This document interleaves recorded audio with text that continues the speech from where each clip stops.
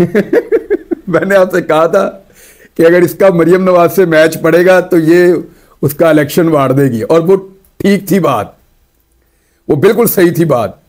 ये बहुत बड़ी चिपक है, इसने मरियम नवाज को देखिए, ये इलेक्शन होंगे और वोट पड़ेंगे तो इमरान खान इलेक्शन जीत जाएगा, ये सबको पता है, आप लोगों को, पब्लिक को भी पता है, सारे ही जानते हैं। अब जितने टैक्टिक्स हमने माजी में देखे पॉलिटिकल पार्टीज के खिलाफ, वो तो हमने देखे। इस दफा हमने नए एक्सपीरियंसेस भी किए, बहुत सारी नई चीजें भी हमने देखी, वो हुई हैं। पीटीआई के खिलाफ ऐसी चीजें हमने देखी, एक्सरसाइज की निजाम ने, कि वो पहले हमने कभी देखी नहीं थी। ऐसी चीजें हुई हैं, और ब्यूरोक्रेट्स जो हैं वो ज्यादा आसानी से इन चीजों को प्रैक्टिस कर लेते हैं। तो उन्होंने किया, हमने इतने बड़े पैमाने पर ऐसे ही कागजात रिजेक्ट होने को कभी नहीं देखा। लेकिन देखिए, आपके साथ कुछ भी हो, आपकी जो आखिरी होप होती है वो अदालत, आखिरी उम्मीद, देखिए उम्मीद तो सिर्फ अल्लाह ताला से होती है, जो हकीकी उम्मीद है वो तो सिर्फ अल्लाह रब्बुल इज़्ज़त से होती है। रब ही है इंसाफ करने वाला, और रब ही है हर कमजोर की मदद करने वाला। लेकिन रब ने एक निजाम भी बनाया हुआ है ना, उसी निजाम के थ्रू अल्लाह ताला आपको रास्ता दिखाता है। तो होता क्या है कि अदलिया ही आपकी लास्ट होप होती है। अब आप लोग रिपोर्ट कर रहे हैं, मैं आप लोगों की खबरें पढ़ रहा हूं। पहले तो मैं खबरें ही नहीं देख रहा था, क्योंकि मुझे तो मना कर दिया गया था कि खबरें देखो ही ना। जब मैं वापस आया हूं, मैंने एक दो दफा कोशिश की तो मुझे मना किया था, इवन डॉक्टर्स ने भी, कि आप दूर ही रहे खबरों से फिलहाल। तो अब मैं थोड़ा बहुत अपने कुछ मैंने सोर्सेज भी रिवाइव किए हैं वापस, पिछले 1-1.5 हफ्ते में। खबरें भी बड़ी मजेदार मिली हैं, कुछ मेरे बारे में भी हैं। एक खबर मैं इस्लामाबाद में दे के भी आया हूं कि मियां साहब के लिए कोई अच्छी खबर नहीं है। लेकिन आपके सवाल पे मैं आता हूं वापस। अदलिया से आप लोग जो रिपोर्ट कर रहे हैं उसके मुताबिक तो मुझे यह समझ आई है कि जो ज्यादती हो रही है काफी हद तक उसका मुदावा हो रहा है। यही होप है। अगर तो इलेक्शन हो जाते हैं तो नताइज हम सब जानते हैं। अब बिल्ली अगर कबूतर को देख के आंखें बंद कर ले, कबूतर अगर बिल्ली को देख के सारी आंखें बंद कर ले, तो वो एक अलग बात है। मेरे कुछ ऐसे दोस्त हैं जिन्होंने 17 जुलाई 2022 के इलेक्शन से पहले 20 हलकों में इलेक्शन था, उन्होंने लिख लिख के दिया कि 1 सीट बमुश्किल पीटीआई, 2 सीटें बमुश्किल पीटीआई। मैंने अर्ज किया था इलेक्शन अगर हो गया ना तो धांधली के बावजूद 15+ ये जीत जाएंगे पीटीआई। उन्होंने माफी तक नहीं मांगी अभी तक, और अब फिर कह रहे हैं कि पता नहीं कौन कौन सी पार्टियां जीत जाएंगी। लाहौर से पीपल्स पार्टी को जितवा रहे हैं। हद हो गई यार, ये तो अजीब ही बात है। आप ये कहें कि असर के वक्त आप कहें जी आधी रात हो गई है, तो ये तो नहीं हो सकता। लाहौर से पीपल्स पार्टी कैसे जीत जाएगी भाई? ये तो कुछ समझ में आने वाली बात ही नहीं है। जब से जरदारी साहब की शक्ल में पीपल्स पार्टी को एक सपोर्ट मिली है, पीपल्स पार्टी अब लाहौर से जीतना तो भूल ही जाए। मामला यह है कि अदालत के ऊपर ही ये मुनहसर है, जजेस के ऊपर ही उम्मीद हो सकती है सबको कि लोगों को इलेक्शन मिल जाए, फ्री एंड फेयर मिल जाए, जो मुश्किल है। मुझे ये समझ आई है कि इलेक्शन वाले दिन अगर बहुत बड़ी धांधली भी हो सकती है ना, वो भी किसी काम की नहीं है, वरना ये सारा कुछ ना करना पड़े। सनम जवेद के कागजात जो है वो अदालत से भी टेक्निकल ग्राउंड के ऊपर कोई मसला उसका बना है।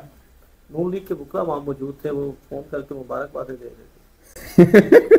मैंने आपसे कहा था कि अगर इसका मरियम नवाज से मैच पड़ेगा तो ये उसका इलेक्शन वार देगी, और वो ठीक थी बात, वो बिल्कुल सही थी बात। ये बहुत बड़ी चिपक है, इसने मरियम नवाज को चिपक जाना था। बहुत से नए लोगों को पीटीआई का टिकट मिला, तो आपने कोशिश नहीं की? उन्होंने काफी कोशिश की। सर, करोड़ों रुपया लगा के जो है वो आरओज़ को लगाया गया था, और उन्होंने जो है वो हलाल भी किया कि कागजात मुस्तरद किए, लेकिन अदालत ने काफी लोगों के बहाल कर दिए। अच्छा, करोड़ों रुपए का तो कोई सबूत मौजूद नहीं है, लेकिन उन्होंने गलत किया इसका सबूत तो मौजूद है। मतलब कि मुख्तलिफ हलकों से मुस्तरद होने वाले कागजात नामजदगी कॉपी पेस्ट पे मुस्तरद हुए हैं, एक ही तरह का कंटेंट है सारा, ये तो मुमकिन नहीं है। अब जिस तरह के वो मुस्तरद हुए उसी तरह वो एक्सेप्ट हो गए अदालत में जाके। ये देखें, शर्मिंदगी वाली कितनी बात है, शायद कोई शर्म ही खत्म हो गई है। ब्यूरोक्रेट्स को यह सोचना चाहिए था कि जो हम काम कर रहे हैं यह अदालत में जाके रिवर्स हो जाए। आप कोई फैसला करें और इमीडिएटली 3 दिन में उसका उल्टा फैसला आ जाए, एक आम गैरतमंद आदमी को उस पर शर्म आनी चाहिए। पता नहीं, अब मेरी तो समझ से बाहर है। Sir, in constitution of Pakistan article 19 says that everyone has the right to speak, everyone has the right to speak, write and share opinions, but they should not face any imprisonment or from the government or punishment. लेकिन आपने भी हक सच पे बोला, तो ये आइन पाकिस्तान का कहता है और आर्टिकल 19 में वाज़ा किया गया है कि हर शहरी को ये हक हासिल है कि वो आज़ादी हज़ारे राय रख सकता है, लेकिन एक साफ़ी के पास तो फिर भी लाइसेंस होता है। तो फिर भी ये जो है आर्टिकल 19 यानी आइन की जो है वो खिलाफ वर्जी, आइन की धज्जियाँ उड़ा दी, यानी रूल ऑफ लॉ नहीं है, कॉन्स्टिट्यूशन भी नहीं है और फ्रीडम ऑफ स्पीच भी नहीं है, तीनों चीजें ही नहीं है पाकिस्तान में। ये तीनों चीजें कोई प्लेट में रख के थोड़ी मिलती हैं दोस्त। ये जहां पे भी हैं वहां पे ये तीनों चीजें लोगों ने हासिल की हैं, पाकिस्तान भी हासिल कर लेगा, ऐसी कौन सी बात। देखें, आर्टिकल 19 इज वेरी क्लियर, आपके पास राइट टू स्पीक, इवन आपके पास राइट टू प्रोटेस्ट भी है, उसकी लिमिट्स भी डिफाइंड है कि ये उसकी लिमिट है, इससे आप क्रॉस नहीं कर सकते। कवानीन का गलत इस्तेमाल जरूर होता है और कानून की नाक को मोड़ के ताकतवर लोग अपने हक में इस्तेमाल भी कर लेते हैं बाज़ औक़ात, लेकिन अल्टीमेटली जो लॉ होता है जब आप उसके ऊपर चल रहे होते हैं तो कहीं ना कहीं रास्ता निकलता है। Rule of law is the solution. मैं बार बार यही कहता हूं, कानून की हुक्मरानी से यह मुल्क आगे बढ़ेगा, दूसरा रास्ता ही कोई नहीं है, जितना मर्जी भाग लें रास्ता ही कोई नहीं है। सर, आपको इतने महीने गैरकानूनी तौर पे रखा गया अंदर और 4 महीने से ज्यादा ही थे, तो आपने आगे कार्रवाई क्यों नहीं की? आपने केस भी वापस ले लिया, आप ज्यादा बोले भी नहीं। मैं चाह रहा हूं कि मुझे चीफ जस्टिस ऑफ पाकिस्तान बुला लेते। आपको इंसाफ पे यकीन है पाकिस्तान के? नहीं, मुझे चीफ जस्टिस ऑफ पाकिस्तान बुलाएंगे तो मैं बताऊंगा। सर, वो तो कह रहे हैं मैं मतीउल्लाह जान को जानता हूं जो 5 घंटे अंदर रहा था, इमरान रियाज को नहीं जानता। कोई बात नहीं है, मतीउल्लाह के साथ ज्यादती हुई थी, अगर वो उसको भी जानते हैं तो हम उनका शुक्रिया अदा करते हैं। अच्छा, आप सिर्फ चीफ जस्टिस ऑफ पाकिस्तान से बात करेंगे, उसके अलावा किसी से नहीं? कोई कुछ कर ही नहीं सकता। वो कर सकते हैं? उम्मीद कर सकता हूं मैं। उम्मीद आप? हाँ, आपको बताऊंगा, आप भी। इमरान भाई, आप वापस आने के बाद बलोचों के पास पहुंच गए और आपने वहां पर सिंबॉलिकली उन लोगों से माफी भी मांगी, उसके बाद आपको कोई पैगाम आया हो?